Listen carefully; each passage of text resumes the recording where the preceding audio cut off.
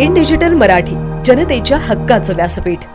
एक गरीब महिला जखमी अवस्थेत 5 तास रुग्णवाहिकेच्या प्रतीक्षेत राहण्याच्या घटनेने पुन्हा एकदा सरकारी यंत्रणेच्या कार्यक्षमतेवर प्रश्नचिन्ह निर्माण झाले आहे।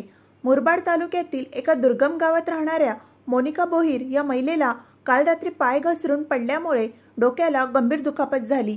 कोणतीही रुग्णवाहिका उपलब्ध नसल्यामुळे स्थानिकांच्या मदतीने त्यांना मध्यवर्ती रुग्णालयात खासगी वाहनातून कसेबसे पोहोचवण्यात आले। तिथे डॉक्टरांनी मेंदूला इजा झाल्याचे निदान करत पुढील उपचारासाठी मुंबईतील केईएम रुग्णालयात हलवण्याचे आदेश दिले। मात्र दुपारी 12 वाजल्यापासून 108 रुग्णवाहिकेसाठी विनंती करूनही संध्याकाळी 5 वाजेपर्यंत कोणतीही रुग्णवाहिका उपलब्ध झाली नव्हती। या परिस्थितीत समाजसेवक शिवाजी रगडे यांनी माहिती देण्यात आली। त्यांच्या हस्तक्षेपानंतर तब्बल 5:30 वाजता रुग्णवाहिका मिळाली। तोपर्यंत मोनिका भोईर यांना 5 तास हाल अपेष्टा सहन कराव्या लागल्या। पिझ्झा अर्ध्या तासात घरी येतो, समृद्धी महामार्गाने 5 तासात मुंबई ते नागपूर पोहोचता येते, पण एका गरीब महिलेकरिता रुग्णवाहिका वेळेवर मिळत नाही, ही सरकार कुणासाठी आहे, असा संतप्त सवाल शिवाजी रगडे यांनी उपस्थित केला आहे। काही महिन्यांपूर्वीही रुग्णवाहिका वेळेवर न मिळाल्याने एका युवकाचा मृत्यू झाला होता। ही घटना ताजी असताना आरोग्य यंत्रणेच्या दिरंगाईने अजून एक जीव धोक्यात आला आहे।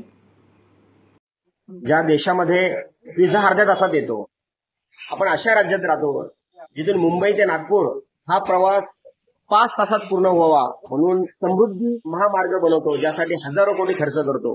परंतु या राज्यामध्ये 5-5 तास वाट पाहूनही रुग्णवाहिका या रुग्णांना मिळत नाही। यापूर्वी देखील अशाच एका युवकाचा मृत्यू झाला होता आणि तो मुद्दा उचलला गेला होता, परंतु मला वाटत नाही की याच्या सरकारवर या प्रशासकावर काही याचे परिणाम झालेले असेल।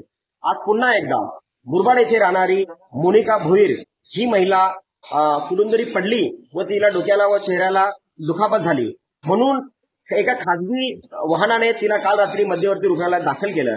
पण तिच्या मेंदूला इजा झालेली असल्या कारणाने तिला पुढील हायर सेंटरला पाठवायचं होतं। दुपारी 12 ते 12:30 पासून त्याचे नातेवाईक सातत्याने 108चा पाठपुरावा करत होते, पण त्यांना रुग्णवाहिका मिळालीच नाही।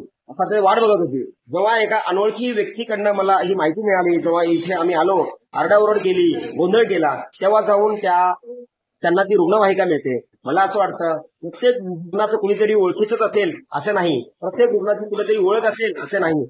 जो कुठलाही रुग्ण या रुग्णालयात जर आला, या महाराष्ट्रातल्या कुठल्याही रुग्णालयात आला, तर त्याला योग्य रुग्णवाहिका मिळायला हवी, त्यांना त्यांना उपचार मिळायला हवेत, हीच आमची सरकारला मागणी आहे। आणि जर ह्याकडे अजूनही सरकार जर गंभीर नसेल, तर मला वाटतं येणाऱ्या काळामध्ये मी सर्व संघटना, सर्व पक्षांना विनंती करतो की आपले सर्व एजेंडा बाजूला ठेवून या गोरगरिबांना कसे उपचार मिळतील, त्यांना वेळेवर रुग्णवाहिका कशी मिळेल, त्यांना सेवा कशी मिळेल, यासाठी सरकारला जाग आणण्यासाठी मला वाटतं राज्य स्तरावर एक मोठं आंदोलन उभं करावं लागेल।